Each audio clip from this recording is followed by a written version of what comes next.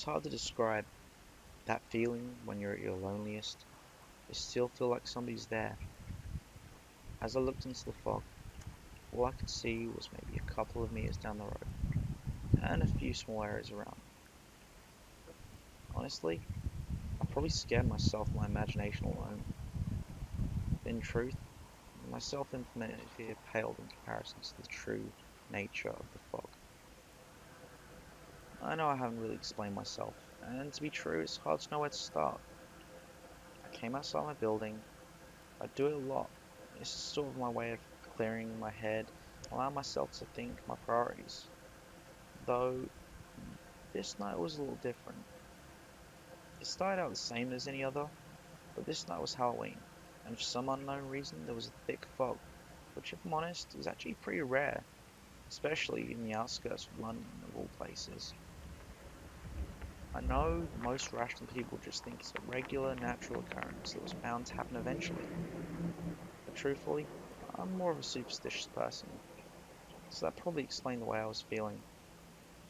I was just trying to reassure myself, and I was beginning to get more comfortable. I looked into the fog again, and it all seemed calm, almost normal. I continued looking for almost a minute, and a small figure came into sight. I just assumed it was a fox. After all, they're always quite common in my area, and as it approached, it became clearer that it was just that. So as I continued to look forward, the fox left my vision, and soon after that, the fog seemed empty and dense again. But before long, the fox seemed to be back, though it seemed a little bigger, maybe half a foot taller. It was about the size of a medium-sized dog. I just passed it off as one of the adult foxes. Maybe what I saw was a younger one.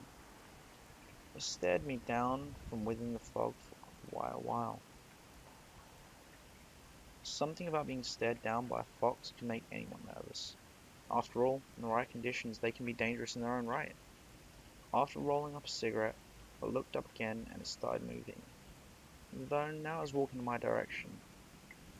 Something about it made me almost want to walk towards it myself. I brushed this off and lit up my cigarette. As it continued its slow approach, I started to notice things about it, like its strange color. It was a dark brown, which, considering the ginger and white hue of a normal fox, was pretty strange. Though its tail seemed characteristic of a fox, along with all the regular features I could notice from this distance, it didn't seem right. It continued to progress towards me and its eyes seemed to glow an orange color. As I noticed this, I slowly began to edge back towards the entrance of my building. The distance between me and my building almost seemed miles apart, and as I stepped backwards, the fox just seemed to be accelerating its pace. With each step it took closer, more of its features became more defined. His fur wasn't brown, it was black and grey. His eyes were definitely orange, and they seemed to pierce me with a stare. As I noticed these features, I backed away further and further, but still it seemed closer as I came to a realization. I noticed myself bump into the entrance to my building. I hastily drew out my keys from my pocket and opened my door, and as I looked back through the glass windows, I saw it sitting as if waiting for me, just to come back out, and so I stared again for what seemed like an hour as it stared back at me. As if by some twist of fate, the lights in my building cut. I once again decided to just walk through a second security door, walk past the stairwell, and there it was. It was staring at me from the other side of the sterile pane windows, once again looking directly at me, as if daring me to pass. All I could think was, what can it really do? I mean, it's not even in the building. I'm just paranoid, it's just an off-colored fox. I mean, it's been reported foxes get that big anyway. I shuddered and walked towards it, and as I did, it backed away. As it disappeared from view, I heard a howl, almost like one a wolf would make, but perhaps a little bassier. The lights in the building sparked back to life as I started to walk up the stairs, and the sense of fear and dread just seemed like a distant memory. Now the next day, the fog continued. Everything seemed normal. I went about my daily routine, again to my sister's, on my bike, albeit a little more cautiously due to the fog limiting my field of view. But other than that, completely uneventful, at least on my return trip home. Now my sister lives about 5 miles away from me, which on a pedal bike can take about half an hour, especially on a BMX of all things. But usually it didn't bother me to ride home late. Tonight though was different. I must have gone about 2 miles into my journey before I reached a part of the motorway which was completely devoid of life. Now on a normal night, this was creepy enough to make me pedal as fast as I could, but tonight it was amplified by the thick surrounding fog. I started to accelerate, like I would any time, just towards the 24-hour fast food place where I could grab a bite to eat and then just get on with it. But as I began the long stretch, I noticed something standing on the side of the road.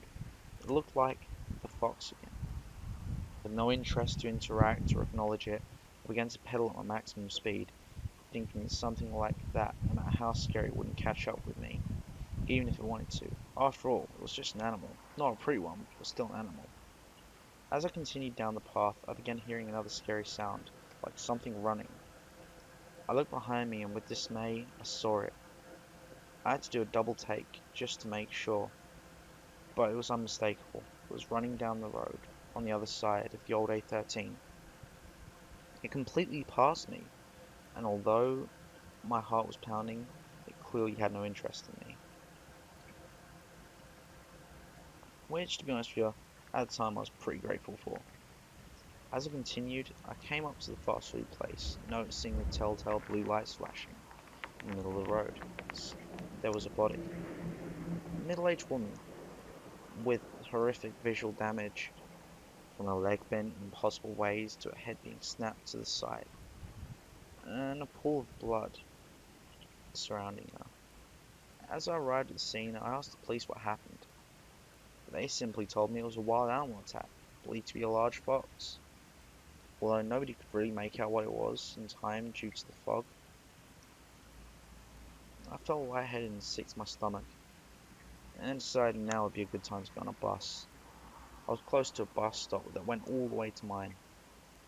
I arrived home and pondered on the thoughts of what I had seen, the expression on that woman's face. It was one of terror, and all across my mind was a selfish thought. That could have been me. So I decided to write this as a way to document quite possibly the most insane 2 days of my life. What you believe is down to you. Honestly, I'm just glad it's over now. Although I can say, beyond a doubt, I definitely don't like the fog.